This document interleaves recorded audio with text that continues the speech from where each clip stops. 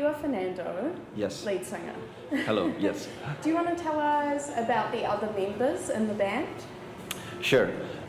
It's Emanuele Zanardo on lead guitar, Francesco Giacomino on drums, and Dario Lucchesi on bass guitar.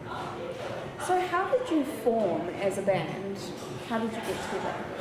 Well, the band had three incarnations, let's say. So when we started, it was back in 2008. It was me and the lead guitarist at the time. We played in the same football team of our hometown, and then got interested more in music than football. And we started the band. I think the seed of the band was me being a fan of Nirvana at the time, and the ex-guitarist being a fan of Oasis. So the two famous rock and roll bands were a big inspiration in the beginning. How would you describe your sound as a band? I would say dark, modern, rock and roll. Yeah. I think that sums it up. Yeah. I mean, when you Google it, it comes up with alternative rock, and I was like, no, they're more than that. Yeah, I think modern is the one I'm more interested about. Like I want, when you press play, it should be 2025, you know what I mean? Yeah. Something like that, yeah. And sound like something, I guess, in a sense, that you've never heard before. Yeah, that's why we started to use synthesizers more in the latest albums, yeah. So I guess looping back to you were into Nirvana and he was into Oasis, who are your main inspirations when you're writing music? Main inspirations are the great songwriters. I'm a big fan of who writes great songs, and if you pick up the acoustic guitar and you sing along, they work. And my favorites are Julian Casablancas from The Strokes, Noel Gallagher from Oasis, of course, Craig Nichols from The Vines. Yeah, old guys now, but amazing. Like the Dandy Warhols, I love their songs. Brian Johnstown Massacre, Black Rebel Motorcycle Club, the Black Angels. Yeah, I would say these are the main ones. And you were lucky enough to do a little bit alongside the Dandy Warhols. Exactly. How did that feel, you know, being with your heroes? Yeah, it felt like surreal, for sure. But also like once you meet your idols, let's say, you also realize how much important it is for you to have your own personality. At the time, I was looking at them like gods, and then you meet them, you get to know them, and they are just like you, just very talented, of course, and that's something you always admire. But then you realize I should take care of my talent and be more personal. Of course, you have been inspired by them, but the more you play, the more you want to be yourself, something like that. Yeah. Totally, and I guess the more kind of massive musicians that you get to be alongside, you realize that they're just people like us. Yeah. Totally. And I had a great time with the Dandy Warhols when we played also with the Black Angels. We supported them in 2023, and with the Brian Johnstown Massacre as well. We played 2 shows with them. It was super cool. Yeah. Wow, that must have been crazy. Yeah. So I want to chat a little bit about your latest album, The Uncanny Extravaganza. It sounds amazing, so congratulations. Thank you. But notably, it's very synth forward. Yeah. What led you to kind of get more synthy with the sound? I think after, the first 3 records were written in a practice room. Very, like, I don't want to say standard, but like as many bands do.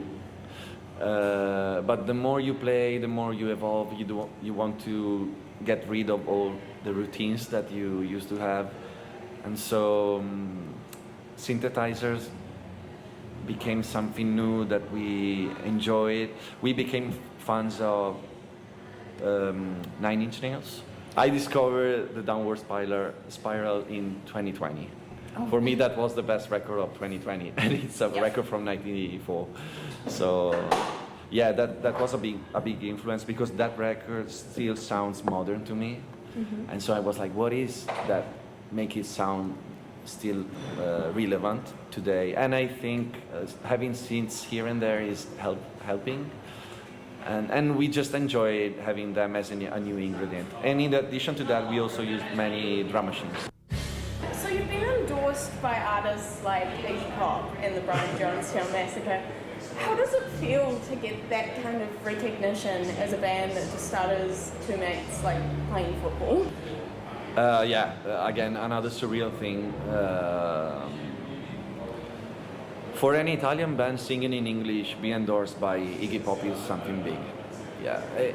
There are not many others Italian bands English singing to look at for us. We are one of the first band touring so much in everywhere in the world, basically.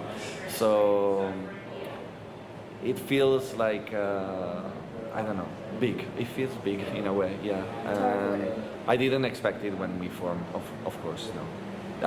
We exceed my expectation a lot. Like, I'm curious, what made you make the decision not to sing in Italian? well, I was listening music in English only. There is just one band in Italy, only one Italian band that sings in Italian that I listen to. It's called Verdena. It's the only one. But my taste has always been for American bands or British bands. And so singing in English was natural. Of course, with time, my English improved, so the lyrics improved and the pronunciation improved, I think. In the beginning, it's a really big, it's a struggle to sing in English more and writing in English. But then, Italian, all the words ends with a vowel, so the sound cuts. In English, it's not like that. In English, you have vowels in the middle of the words, so you can keep the sound longer. That's how it is to me. Oh wow, what an interesting nuance. Yeah. So this is your first time in New Zealand. Yeah. Welcome. How you. have you found touring New Zealand? Okay, I can tell you this. I found amazing how the airports are. Taking the plane here is like taking a bus, and it has been amazing to fly here. I was expecting to be more stressful, but it's not. Also, the landscapes are mind-blowing.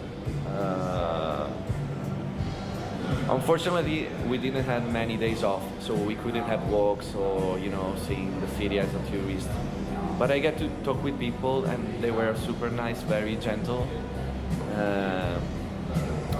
Like today, we were walking here in Auckland in the city center. I heard no one using the honk. Yeah, right? Yeah, no. I'm used to, like, in big cities in Europe or in the States, where when I was there, everybody is a bit stressed. Everyone's on the horn. Yeah, but here, even in Australia, everyone is more chill. Oh, cool. Yeah, so very cool. I love it. It's good to hear it.